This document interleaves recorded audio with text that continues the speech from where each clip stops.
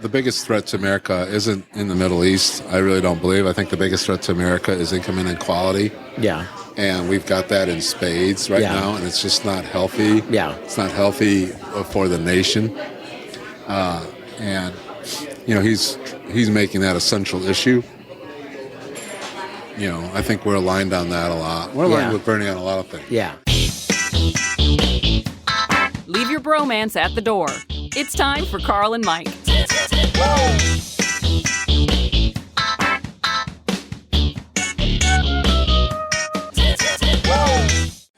Welcome to Carl and Mike. I'm Carl. And I'm Mike. Yes, you are, Mike. And here we are, last episode of the year. 2015, almost in the books here. It is. It's been a Trumpian year. It has been a Trumpian year. Debates last night. Did you catch any of that magic? Jesus, yes, I watched Did you? it. Yes, it was my homework. You didn't watch it? I had a previous engagement, so I did catch the 3-minute highlights. That's good. Well, that's better than watching the whole thing. So pretty much they want to go back to Iraq. I even watched the kiddie table a little bit. Did you really? I watched the kiddie table. You are doing good work. I'm just. So what's your impression? It's hard not to feel sorry for the people at the kids' table. It is. Yeah. I want to go. But Lindsey Graham was, after him. Sweet Tea. Yeah. Sweet Tea got after him, and Santorum was. Is he still around? Pissed off. He's just always pissed off. What's interesting is they don't seem to see the optics. They don't understand the optics of how people see them through the lens. Oh, because they're in their bubble. Yes, they're in their bubble, and their people are in their bubble, and they're saying, "Oh man, you're doing great, and he's hearing that, and it's his little bubble, his little tribe. Yes. Hate to keep using the word tribe, but it's the more I think about it, the more I think this is a tribe stuck in a bubble. Yeah. And then when you get into the big debate, big boy table, they pretty much want to kill. Oh God, they want to kill and they want to divide. Yeah, another one that just doesn't understand how people see him is Ted Cruz. That guy is one snarky, nasty little fucker. Yeah. And that's the way a lot a people see him. Not the ones that are members of his tribe, not the ones that are trying to get him elected. But they are somehow blind to that. I don't understand that either. Right. They're just, I find the party is really an angry party. It's an angry party. And you know what? There's a bunch of stuff happening in the country that's moving in a positive direction. In the economy and all sorts of things. Well, it doesn't line up. They haven't tripped over any of it. No. Really, if you listen to them, and that's what your view of America... we were in a dystopian hellhole, basically, done by the Muslim king. Well, you find what you're looking for, and if they're finding Muslims behind every corner, if they're looking for them, they're gonna find them. Yeah. And if you're looking for a Muslim king, you're gonna find one. Yeah, there's a meme out there. There's a little thing on Obama. It says something like, "Drinks beer, doesn't shave, or shaves." Drinks beer and eats something else. Worst Muslim ever. Yeah. Because you do forget at the end of the day that Obama's a Christian. I hate to break the news to you, Christians. Yeah. He's a Christian. They don't get that. Yeah. They're actually... And actually not a mean one. Huh? Not a mean one. Yeah. So anyway, I watched it, and then I watched some news programs this morning. After it was over, I had to go straight to bed, and I couldn't get to sleep for an hour. Because you were riled up? Well, so what's your when you listen to that kind of shit, when you're sitting in front of it listening, it's coming in. Right. Volume and the anger and the angst and the snarkiness and the lies and all that shit still coming into your brain. Yeah. It can't be healthy. It's not healthy. No. So that's going out into the airways. Right. Their version of the truth is being projected out into the airways and into the homes of anybody that wants to listen to it. Right. You want to hope that people on the receiving end have got enough sense to be able to pick through the bullshit. But one of the things that I was reading this morning, one of the editorial writers describes, I don't know if it was Trump or Cruz, as dog shit that's been rubbed into your carpet. And, that's good.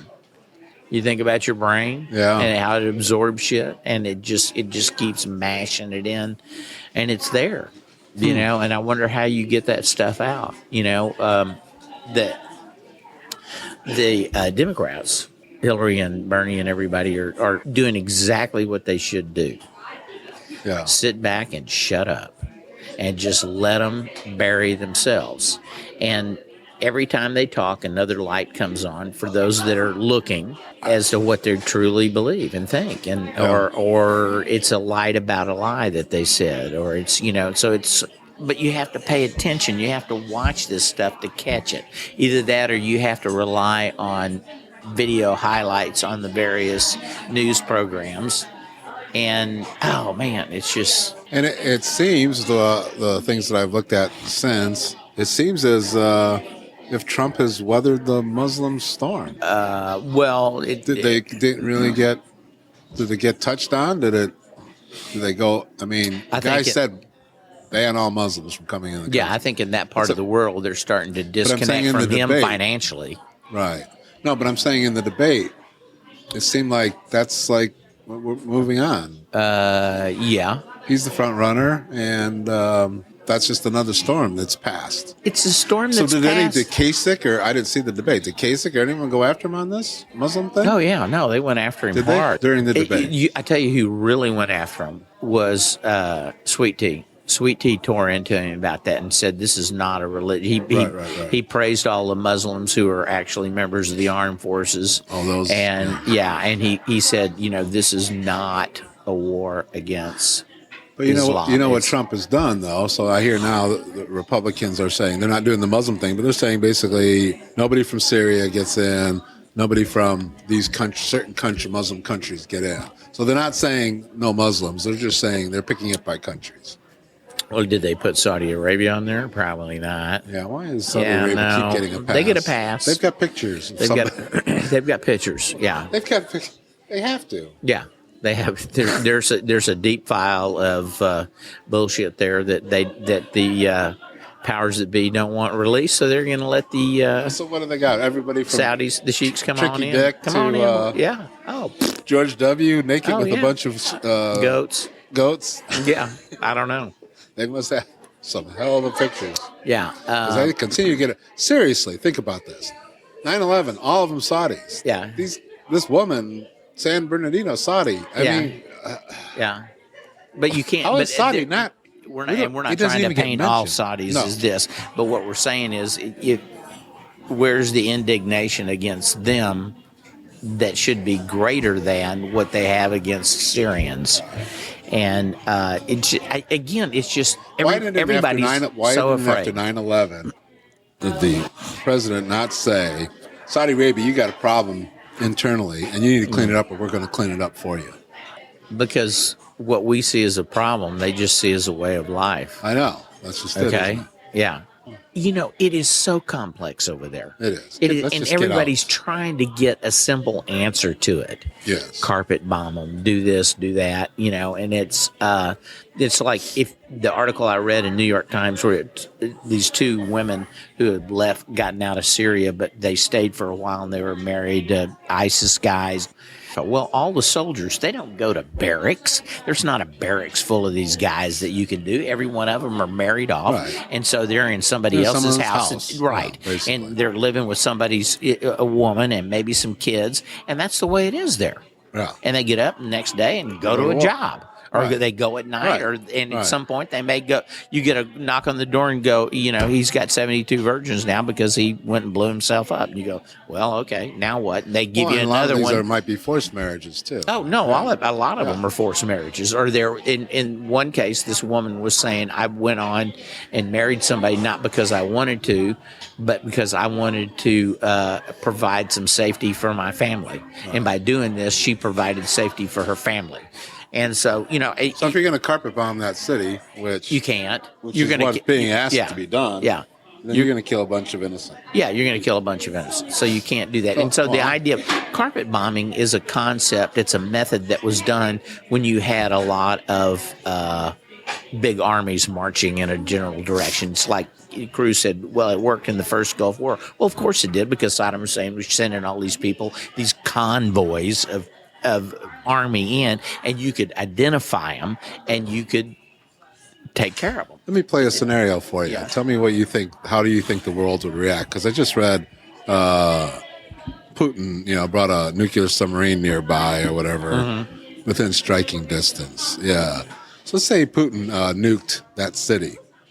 So wiped out ISIS. That's anybody, and of course everybody else in the city. Yeah.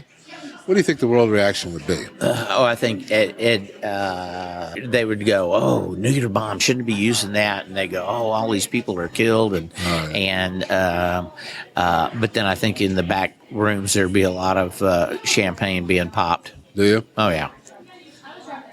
Yeah, there would be a lot of attaboy Putin kind of stuff. I think that could happen. Well, I don't know. Who the hell knows? He's a big guy with big balls. But everybody's looking for those kinds of simple solutions to a very complex problem. Yeah. Republicans think Putin's a way better leader than Obama. Yeah, but they don't like him. Right. They don't like. They like him a lot, but they don't like him because he's. They don't. They like his. I think they admire his toughness, but then they try to out-tough him like Christie was trying to out-tough. Yeah, they're all trying to out-tough. And everybody's posturing. I mean, it's I'm really fucking sick of listening to it. For a while, it was kind of interesting and intriguing, and I'm sure it'll be that again. And entertaining is not really the word, but I heard some journalists. Maybe your lizard brain is salivating. Well, I tell you who it was. Dan Rather. Dan Rather is the one that said Trump is like dog shit rubbed into your carpet. Really? Oh, yeah. And Dan Rather said... Dan Rather, unplugged. Yeah. Oh, he was very unplugged. I think it was the Daily Beast or something like that.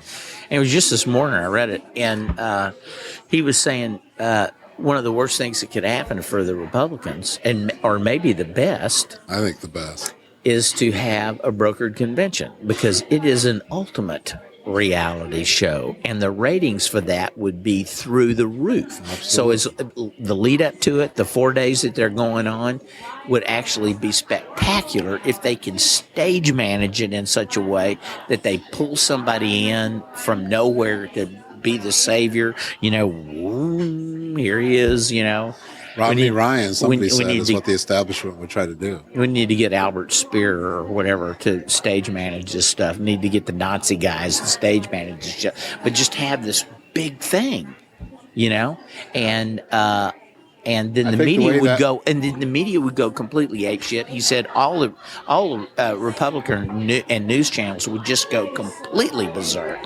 Yeah. So it'd be an extension of what Trump has already started in a reality show standpoint.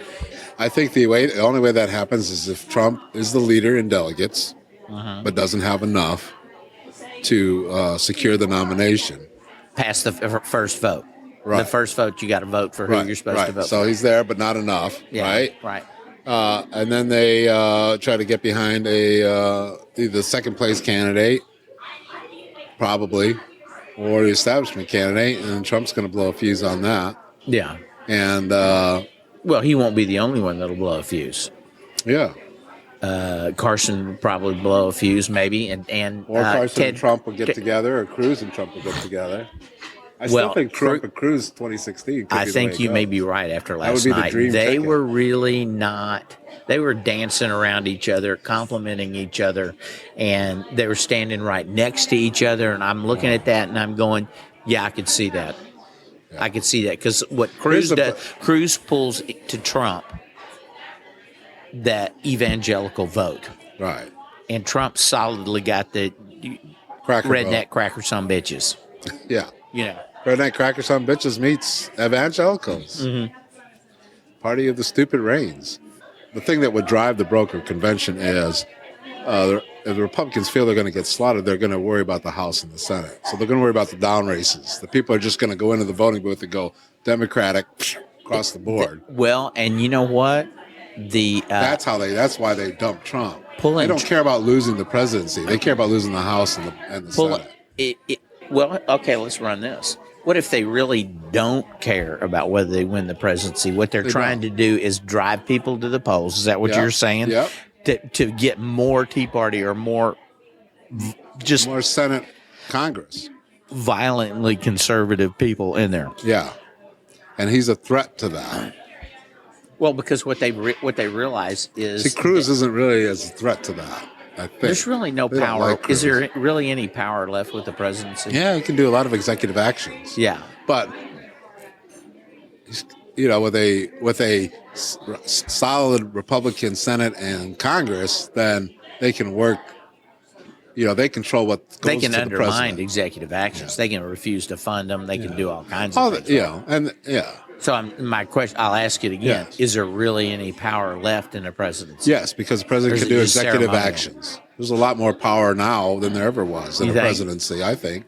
But the executive actions, whatever it is, it's still got to be funded. Yes and no. Depends on the executive action. It's got to be funded. Opening up Cuba relations like he did, that was executive action. That's true. There's a limit as far as Congress has to vote to open up other things, but there's more executive power than you think. Yeah. And you put a Trump in as president, everything he's going to do is going to be a constitutional question or executive power. And he's more likely to get his way with the Republican. But I think if the Republicans see a George McGovern coming, then the establishment, which I don't know how much of the establishment's left, is going to want to, they're going to want to put in. I think there's probably quite a bit of the establishment left. They're just being real quiet, and they should. Because the Wall Street money boys. Well, you have to be quiet. You don't really have any choice but to be quiet.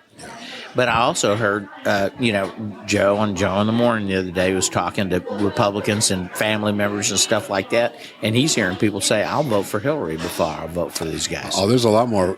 I think in the quiet of a booth. That's why I think it'd be a major landslide. And that's the guys. The women are going to vote for Hillary because she's a woman. I think there'll be a certain segment of that will. I think it could be the Republicans' McGovern moment. I could see Hillary winning, But let's talk about Bernie, because you and I and we should talk about the Carl and Mike for president.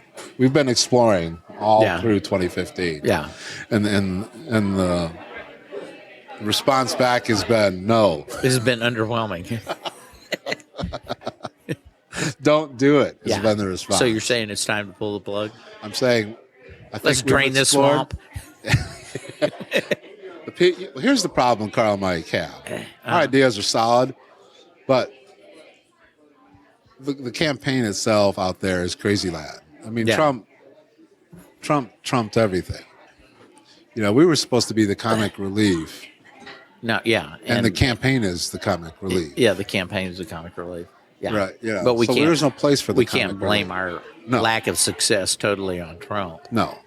Here's the thing I think, an error I think we made. Yeah. We were kind of positioned as comic relief, but we actually came up with a very serious plan. We had ideas. Yeah. We had thoughts. We should have just been. It was a campaign of thought leadership. We should have been more crazy. We should have tried to out crazy the crazy. I don't know how you do that this season. No, that's why you can't. Yeah. So we were boxed in. Yeah. Nobody wanted to hear. I don't know. So I think we could have run as alien beings for president. You see, I think if we would have done the we'll eat a bush, we would have done the we'll eat a bush. Yeah. Famous other person running. Yeah. Will eat a bush. I like that. Yeah. Lesbian. Well, we don't know if she's lesbian or not, but with a name like Will Eat a Bush, I'm going to say lesbian on that. Yeah. We could have gone that route, Yeah. Carl and Mike, Look her up. She's actually running for president. Yeah. Will Ida Bush. Yeah. Well, she's running like a bush. Damn. Anyway, so yes, I think we should pull the plug. Okay. And take it down. But now we have to, when you step off the campaign, you traditionally throw your weight, your political weight. In our case, as small it is, and we'll split the money. So you get $1, I get $1. Yeah. Okay. Cool. No. Well, usually it's traditional to then throw your political weight and give a recommendation for who you want to be president of the United States. And who would that be? Well, I think we should go with Bernie Sanders. Because if you look at our Damn That Makes Sense America, damnthatmakesense.com platform, it kind of lines up with Bernie. Yeah, one of the things I like about him is, well, number one, single payer. But I think we really do need to be paying for education, higher education for people, and it needs to be free. And I think the other thing, the biggest threat to America isn't in the Middle East. I really don't believe. I think the biggest threat to America is income inequality. Yeah. And we've got that in spades right now, and it's just not healthy. Yeah. It's not healthy for the nation. And you know, he's making that a central issue. You know, I think we're aligned on that a lot. We're aligned with Bernie on a lot of things. Yeah. Now, I know that you're questioning whether Bernie can win. No, he can't win. No, I think he can. Okay. So. No, I can't. Huh? No, I can't. No, I think he can. Okay. Here's why. Same time period back when Obama, Clinton. Mm-hmm. Okay. Clinton was ahead in Iowa. Mm-hmm. Okay. Obama was getting a ton of youth vote. Mm-hmm. Okay. That doesn't show up in the polls because the youth don't have phones. Okay. They don't vote a lot. They vote with smartphones and they don't vote a lot or whatever. Yeah. But he was very strong there. His grassroots was very strong. Yeah. Okay.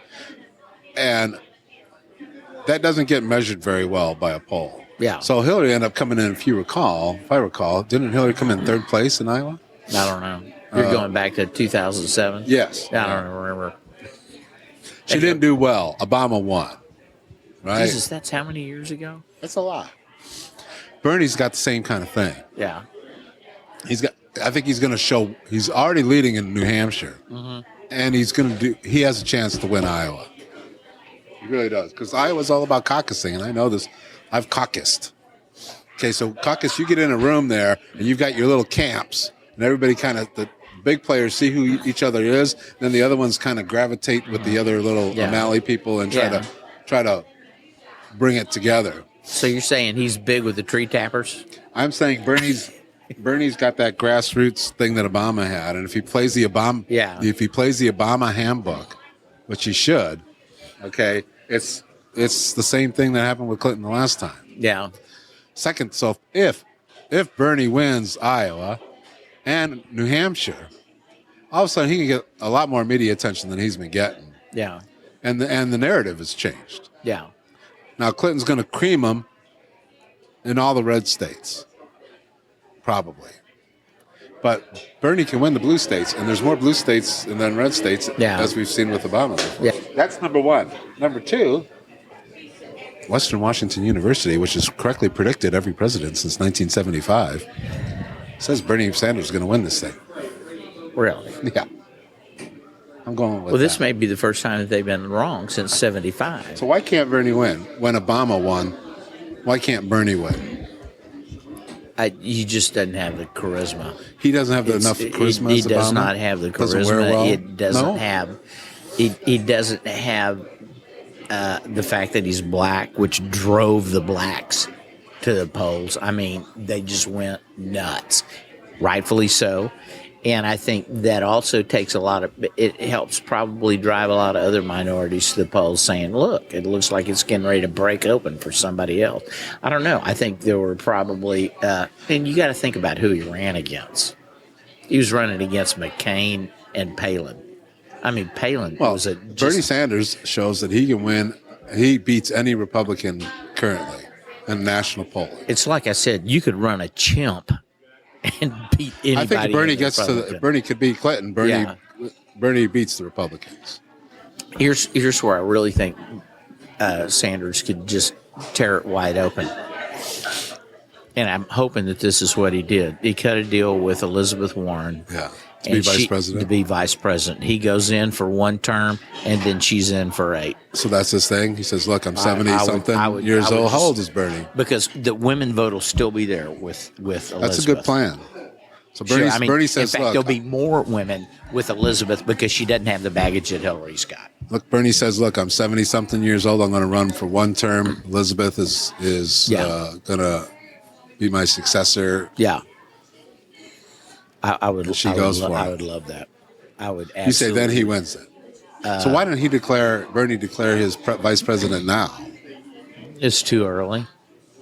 He might. Well, here's the deal. She hasn't come out in favor of Hillary. No. She's the only female in Congress that is not. Really? Yes. So here's the deal. I think that Bernie needs to realize, and this is why you've got to think outside the box a little bit. Bernie's biggest fight isn't the general. Bernie's biggest fight is the primary. Clinton's much harder to beat than any Republican will be. So he needs to do some things to mix it up. He should say, "This is my vice president nominee. I'm going to do it early." I think don't wait to get the nomination. I think his numbers would go up. I think his numbers would. Or if he needs an endorsement. But see, I don't think you need to play that right now. I think you need to beat Clinton. No. I yes, think you play that. You do. Well, I think whose convention is first, Democratic or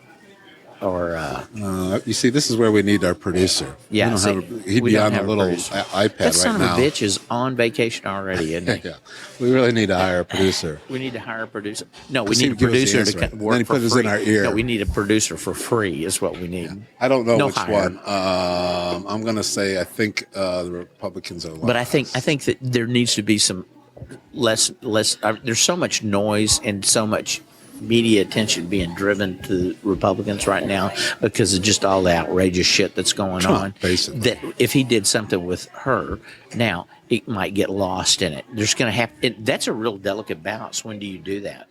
And I think it would be. I'm saying don't do it traditionally. Yeah. Which is after you've secured the nomination.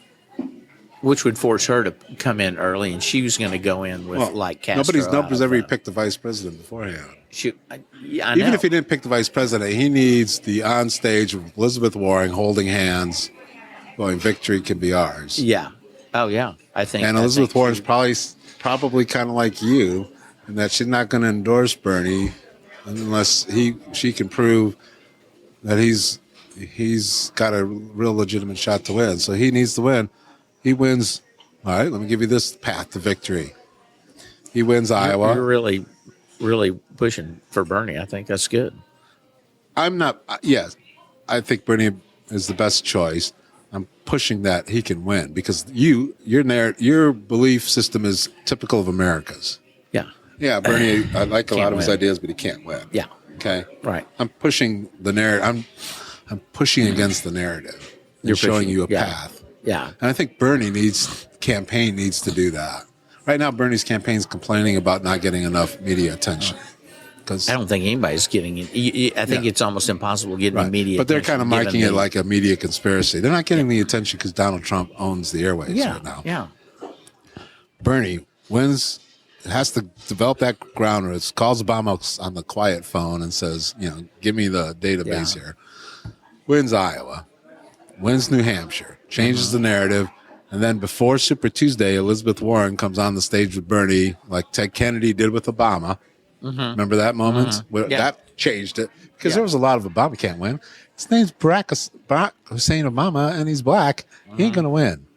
There was that narrative for him. Yeah. Stronger, I would argue, than it is for Bernie in the beginning.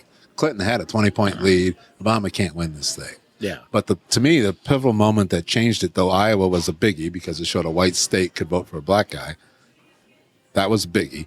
But the super biggie was that point where the Kennedys came on board. Yeah. What is the deal with Iowa?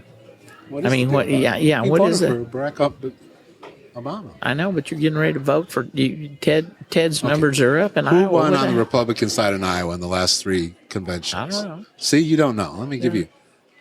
Mike Huckabee, Rick Santorum, Ted Cruz. That's who's going to be. What does Mike Huckabee, Rick Santorum, and Ted Cruz all have in common? They lost. Well, besides that, they're all evangelical. The only Republicans in Iowa are evangelical. Are they that intense in Iowa? They're on farms. Oh, okay. It's western. If you go to western Iowa, it's no different than Nebraska. Has Nebraska ever been blue? I don't know anything about Nebraska. All I know about those states up there is they're flat and they got a bunch of grains growing on them. That's about it. I rode a bicycle across Iowa. It's not flat, let me tell you. Well, Iowa's a diverse state. Is it as mountainous? On the west side, you have the flat, like you would think. Yeah. On the east side, Not so much. It looks just like Colorado, right? And actually, when you ride your bike across Iowa, you see it was all Romney, or whatever, Republican, and then you got to Des Moines, and then things start to change as you move. Then it becomes. And then as you leave Des Moines, it's You have Iowa City. Iowa City is like Austin. Iowa City? Iowa City is Never the even Austin heard of Iowa. Iowa City is the Austin of Iowa for you Texans out there. Is that kind of like Toyota is the BMW of Japan? No. If Des Moines is Dallas, Iowa City is Austin. Yeah. Huh. We don't have a San Antonio or Houston equivalent. You don't? No. Oh, well. Cedar Rapids. Yeah. No. So where was I? We took an Iowa detour. You did. You threw my loop. You threw my how Bernie can. You know what I did? Because Elizabeth. I stuck a broomstick in your spokes, didn't I? You did. As you were going across Iowa. I was. Tink. I was telling you how Bernie could win, and you just threw me away there. Can't win. So Warren comes in like a Ted Kennedy moment before the Super Tuesday. Uh-huh. Clinton wins all the red states. It's always and then Bernie wins all the blue states.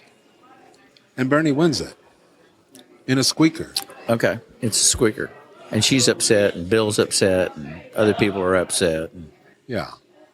Now you got Sanders-Trump. I think America deserves Sanders-Trump. Two vastly outsiders, considerably. Two vast different directions. Where are we going, America? Yeah. You want to go down crazy town with Trump? Or you want to go and try to get some equality back to this country? I don't know. Sounds good, but And you're also forgetting the Carl and Mike faction is now so we can solidly drive behind all our supporters to. We're encouraging all our yeah. supporters to vote Okay. for Bernie. Okay, yeah, y'all roll up your sleeping bags and go over there. So there it has. Yeah. So another tipping point, Michael. So we're Maybe out. not as big as Kennedy's. So I think we should be out. Yeah. We explored, and we said, "Yeah." Well, the exploring part for me that was interesting is just trying to understand, like funding and how to. It's so easy to become a candidate. I mean, literally anybody. When they say anybody can grow up to be a candidate. Yes, anybody can grow up to be a candidate. It doesn't cost you anything. You just register, fill out your paperwork, send it in. Right. Make sure you do it in the schedule they say. So you do that. We actually didn't send in the papers because we were exploring. And then that's why, and I don't know, the last time I checked, there was 400 and some odd people running. Yes. Yeah, no, people actually Paid running. the money. Oh, yeah, to run. Yeah. And so, Where that does gets Willie Eda Bush get a $5,000? she had $5,000 to begin with. You put it in, you take it out of your savings account, you put it over here into this account that's Willie Eda Bush for president. Yeah, you still have that money. It's just right pocket, left pocket. And then when you say, bummer, we didn't make it, you put the money back in your savings. Yeah, you see, we were too cheap to put the $5,000 in. Well, you first get the $5,000, yeah. And but the other part of it is the 501(c)s and the private money that's going in. That is so fucking out of control. Yeah, and we have a toothless SEC. The only person that talked about that at all was Trump, and he was dead on. He had me when he was talking about that because everything he said about funding is exactly correct. Right. But that was the early days before he started getting really outrageous. He really went on this immigration thing. He really is a semi-fascist mentality. Yeah, I mean, but he does it in a kind of, there's almost a kid-like element to him. Like, look, folks, I don't want to do it. Yeah. Okay, but they came in California, Bob, what are you going to do? You got to stop them. As I was trying to get sleep last night, there was a word that came to mind to describe him. I'm going to get $4 for this word. You're going to get what? I'm going to get $4. This is a $4 word. All right, here we go. Petulant. Whoa, petulant. How often do you use that word? Not often. He is petulant. Yes. He is a petulant son of a bitch. Yeah. And just everything about him. And Ted Cruz, I can't get past the word snarky. I don't really think you need to get past the word snarky. He's intelligent as shit, but he's a snarky prick. Yeah, Ted Cruz bothers me almost. He's scarier than Trump. Scarier than Trump. Oh, yeah, way scarier. Yeah. Because he's smart? No, he's got evil. That. What is that phrase we were using on several episodes back? Disease of certainty. Yes. He is the poster boy for disease of certainty. Yeah. You're absolutely right. And that was an episode we did back, I don't know how long ago it was, months. But it applies a lot to religious people, religious leaders or followers or whatever. And they have a disease of certainty, and that's what he's got. He's total ideologue, and not a very good one for America. It would be a very dark. We would go to a very dark place. Yeah. With Cruz. Well, Trump, I think, would be chaotic. Enough. I don't know if It's Trump dark enough just watching him on stage. I mean, just the idea of seeing somebody who has somehow gotten elevated to that point is dark. Well, I mean, I've read some background on him, and, the feeling of other members in Congress is he came into Congress and he did these things knowing he couldn't win, but he did them to build a name brand so he could run for president. So it was all about Cruz. Oh, it's always about Cruz. Right. Yeah. So the green eggs and ham and all that bullshit and trying to get the House to, it wasn't because he could win. Yeah. He knew it wouldn't win, but it would elevate his brand. Mm-hmm. It'd get him notoriety. And the lights would be on him. Yes. The lights would be on him. He's not crazy, right? No. And he's really intelligent. But, there are a lot of not crazy intelligent people that have, taken the world to the brink. Yes. I mean, literally to the brink. That guy's one. Yeah. That could do that. Yeah. Not to mention, I just can't imagine. It doesn't have a personality to rally around, unless you're a true bluer. I really kind of hope it is Cruz, because I think that's their McGovern moment. Oh yeah, no, I've always Clinton wins 48, 49 states. I've always wanted him in there more than Trump. Yeah, I think Trump could win some stuff. Cruz, I'm not sure could win anything. Probably win Louisiana, Mississippi, Alabama, places like that. Yeah, but I agree. I don't think, and I think you scare enough people to get the vote out on the Democratic side. Yeah. Right. I think almost any Republican at this point get the. So anyway. So there it is. Bernie, go. Yeah. Oh, and here's a little religious thing that I saw in the paper this morning. We're moving from politics to religion, yes? God damn. I don't know what it is about the people in my city. What did Dallas do now? Oh, there's some people in Farmers Branch or over in that part of town somewhere, northwest Dallas, Farmers Branch have gotten funding now to start building and continue to raise money and start building. They've already got a design for a museum based around creationism. They're going to actually do now. Think about that. People, here's we're taking two words that should never ever go together, and you're putting them together. Most people, when they think of museums, they think of science and things that have been and truth. Okay, right? Somehow proved, and creationism, which is a religious theory. And they're going to combine those. Which basically says dinosaurs and man walked the earth together because Earth can only be 5,000 years old. Well, they're going to say that the earth was, this museum is set up to prove that the earth was created in 6 days, like the Bible says. And how long ago? I think it's like 5,000 years. Yeah, whatever 3,000 years. Whatever their, party line is, that's the whole museum is going to revolve around proving this. And there are going to be people who are on the fence or whatever that are going to go into a museum and they're going to think it's a museum. It has to be true.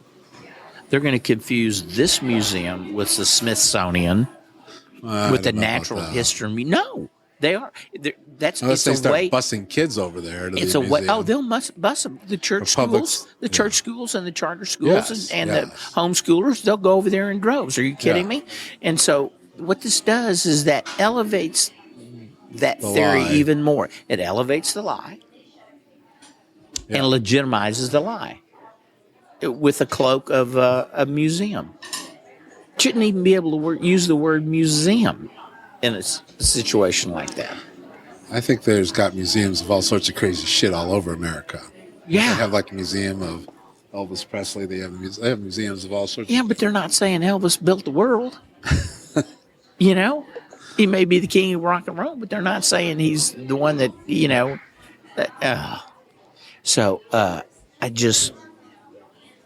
stupidity is rampant. Ignorance is rampant. It is just. I'm still disappointed that we didn't follow through on our thought leadership for the George Bush Anti-Museum. Remember that idea? Oh, Pre Carl and Mike? That was a good one. Yes, this was where we thought we were going to build right across the street from George Bush Museum. Yeah. The real George Bush Museum, which would have one book in it, which was the book he was reading on 9/11. Yeah. My pet goat trailer or whatever parks, it was. FEMA trailers connected to each other. Yeah. And you'd have each FEMA trailer would have a theme, right? Yeah. You'd have the financial collapse. We'd have New Orleans. It would be trash. Katrina's FEMA trailer. There would be a water line on the wall all the way around in the FEMA trailer, you know, and stuff. Yeah. So each trailer has its own theme of a highlight of the George Bush. FEMA trailer would really smell bad. Yeah. It would need to smell bad. And always. I mean, you want the whole system. You want the whole olfactory system. You want to know what New Orleans smelled like. Yes. Even on a good day, New Orleans doesn't smell good. No. On Sunday morning. But you take that beer and puke and give it, you know, a good few weeks worth of oil and gas floating around in the water. No. Dead bodies. Oh, we have a inflated dead body just kind of bobbing around in the water. So it'd be like going in like an aquarium scene. Yeah. Yeah. Aquarium. Wow. Yeah. That's in that FEMA trailer. And of course, we have the financial collapse. What else do we have? George Bush. I'm trying to remember all the George Bush. Kind of the mind tends to. Yeah. Try to blank that out. Mission accomplished. You know. Mission accomplished. Yes. The whole Iraq. Yeah. Oh. Yeah. You forgot that. That pesky little Iraq war. The nuclear weapons, Saddam Hussein FEMA trailer. Yes, the Iraq FEMA trailer. We could probably get the FEMA trailers for next to nothing. Yes. In fact, they would probably pay us to take them. And I think we'd actually get more people going through that museum than the George Bush Museum. Problem. I don't know. I don't know how many. I'd be wanting to check it out. Yeah. Because you just kind of walk through these little FEMA trailers, and on each side, it's one narrow little strip, and it's all these connected FEMA trailers, and on each side, you kind of go through a horror show that was we'd the have George to have Bush another presidency. FEMA trailer that was hunting with Dick. You got to have the Dick Cheney FEMA trailer, the dark side. Welcome to the Dick Cheney FEMA trailer. Yes, Dick Cheney's got to have his own FEMA trailer on there because. Did you see? Did you see? Been a big winner. Yeah. Did you see on Saturday Night Live? Will Ferrell came back. Yeah, I love that. That was great. Instant classic. Yeah, that was. If you haven't seen it, go back and look at it. I like he even goes after his brother a little bit. Yeah, he goes after. Yeah, he goes after. Yeah, who would have thought I'd have been the smart one? Exactly. Oh, back to the days. But George Bush actually, if you put George W. Bush in the debates with everybody else, you know, he comes off as a softer Ted Cruz. Oh yeah. So they've actually actually George Bush looks better in that field, you know, and he was the worst president we ever had. See, I heard that Ted Cruz actually worked on George W.'s presidential campaign, and the people that work with him don't like him. Nobody likes him. No. You don't want to hire someone as president that everybody that works with them doesn't like. Of course, this them. could be just the establishment saying this. We don't know. Yeah. You know, I mean, his roommate has made a whole thing. His college roommate. Oh, really? Yeah. What he's he made making a whole career out of saying. He said, "Worst human being I ever met." No shit. Yeah, and he's saying, I'm not saying this because if he agreed with me politically on everything, I would like him only 1% more. Really? Yeah. Ooh. Yeah. This is somebody that lived with him for a while. Everybody that he touches, not a nice person. He kind of leaves a stain on him. Yeah. Yeah. Ooh. Yeah. So, not a whole lot of friends. Anyway. Last, but are we at the end? Yeah, I hope we're close to the end. So 2015, it was an interesting year. Yeah, mostly political. 2016, we'll know at the end of the year who's our president, Michael. Yeah. We'll know which direction America's chosen. Yeah. And who knows what twists and turns in the road are ahead. Oh, there's going to be some. There's some twists. Yes. Because it's been a roller coaster already. Yeah. I don't see it getting any straightened out. Yeah. So, hey, I want to wish everyone a Merry Christmas, Happy New Year. And here's to a great 2016 on Carl and Mike. Peace. Out.